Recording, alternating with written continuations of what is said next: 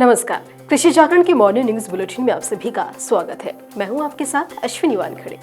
खबरों को विस्तार से जानेंगे, लेकिन उससे पहले एक नजर आज की टॉप हेडलाइंस पर। किसानों की जिंदगी संवार रहा सुगंधित धान, जैविक खेती ने खोले समृद्धि के द्वार। खजूर के पौधे खरीदने पर मिलेगी 75% सब्सिडी। आय बढ़ाने के लिए सरकार की है योजना। किसानों और बागवानों को मिलेगा खेती और बागवानी की नवीनतम तकनीक का लाभ। मध्य प्रदेश के मुख्यमंत्री शिवराज सिंह चौहान ने कहा कि नीमच के किसान सिंचाई सुविधा का लाभ पाकर पंजाब को भी पीछे छोड़ देंगे। मूंग खरीदी में लापरवाही पर वेयर हाउस ब्लैक लिस्टेड करने के निर्देश।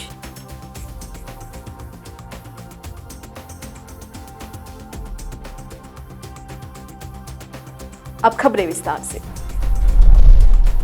छत्तीसगढ़ में रायपुर के कोंडगांव इलाके की प्रगतिशील किसान वेदेश्वरी शर्मा की अगुवाई में सुगंधित धान की जैविक खेती की कारगर परियोजना चल रही है और इसकी सफलता से प्रभावित होकर अब तक 800 किसान इससे जुड़ चुके हैं और इसके फलस्वरूप कोंडगांव इलाके के किसानों में जैविक पद्धति से धान की खेती के साथ फल और सब्जी की भी खेती लोकप्रिय होने लगी है। शर्मा का कहना है कि जैविक तरीके से उपजाई गई सुगंधित धान का किसानों को बेहतर मूल्य भी मिलने लगा है और साल दर साल इसकी खेती का रकबा बढ़ रहा है। यही परियोजना राज्य सरकार की देखरेख में चल रही है। सरकार की ओर से बताया गया कि जैविक धान को बेचने के लिए किसानों को अब मंडी और बाजार में जाने की जरूरत भी नहीं होती है। जैविक उत्पादों का कारोबार करने वाली कंपनियां किसानों से सीधे उनके जैविक धान की नकद खरीद कर लेती हैं। राजस्थान के रेगिस्तान में भी किसान खजूर की खेती करते नजर आएंगे। दरअसल खाड़ी देशों की तर्ज पर राज्य की जैसलमेर जिले में भी अब करीब 400 टन से ज्यादा सालाना खजूर उत्पादन होने लगा है। यहाँ किसानों को सरकार द्वारा बड़ी संख्या में खजूर के पौधे तैयार करके दिए जा रहे हैं और जैसलमेर जिला मुख्यालय से करीब 35 किलोमीटर दूर जोधपुर मार्ग पर भोजका गांव में स्थित एक सगरा भोजका डेयरी फार्म पर खजूर की खेती हो रही है।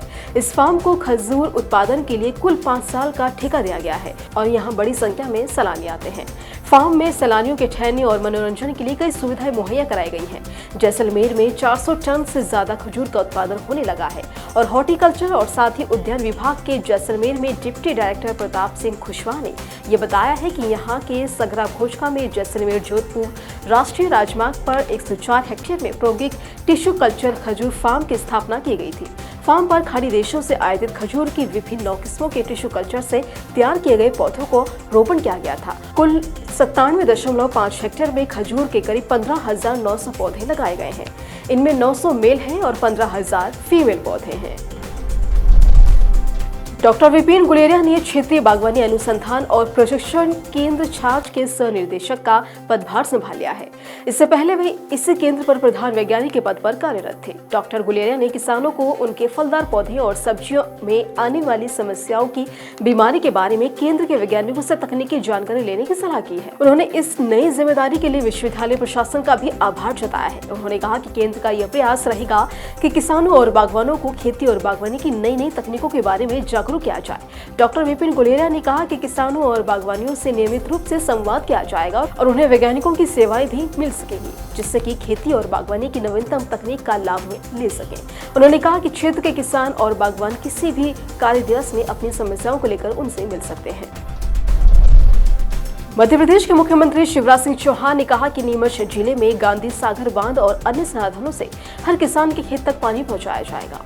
यहाँ के किसान पंजाब के किसानों को पीछे छोड़ देंगे और पूर्व सरकार ने गांधी सागर बांध में किसानों को पर्याप्त सिंचाई दिलवाने पर ध्यान नहीं दिया, जबकि यह असंभव कार्य नहीं था। मुख्यमंत्री शिवराज सिंह चौहान ने कहा कि उनके शब्दकोश में असंभव शब्द नहीं है। शीघ्र ही 3500 करोड़ रुपए लागत की नीमच जावद सिंचाई योजना भी प्रारंभ की जाएगी। मुख्यमंत्री चौहान ने यह भी कहा कि जिले के मानसा में विकास पर्व के कार्यक्रम में 1208 करोड़ रुपए की रामपुरा मनासा वृहद सूक्ष्म दाबयुक्त सिंचाई परियोजना की भूमि पूजन सहित विभिन्न निर्माण कार्यों का शिलान्यास और लोकार्पण किया जाएगा।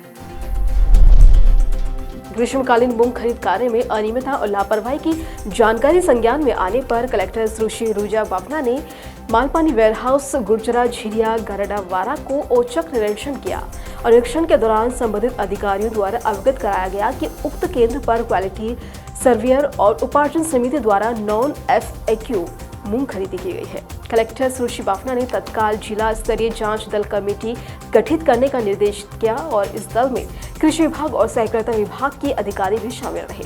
ये जांच दल खरीदी केंद्रों में उपार्जित की मूंग की स्टॉक को वेरीफाई करेगा और साथ ही केंद्र में रखे स्टॉक की रैंडम सैंपलिंग भी की जाएगी। मालपानी वेयर हाउस और उपार्जन कार्य कर रही समिति द्वारा अनियमितताएं और लापरवाही किए जाने पर उसे ब्लैक लिस्ट करने के निर्देश दिए हैं। दर्शकों, कृषि जागरण द्वारा दिसंबर महीने में millionaires farmers of the award program आयोजित किया जाएगा, जिसका फिलहाल रजिस्ट्रेशन शुरू हो चुका है। अगर आप इससे संबंधित कोई जानकारी प्राप्त करना चाहते हैं या फिर रजिस्ट्रेशन करवाना चाहते हैं तो वीडियो के डिस्क्रिप्शन बॉक्स में विजिट जरूर करें। फिलहाल के लिए हमें दीजिए इजाजत और ऐसे ही तमाम खबरों के लिए बने रहे हमारे साथ। ब्यूरो रिपोर्ट, कृषि जागरण।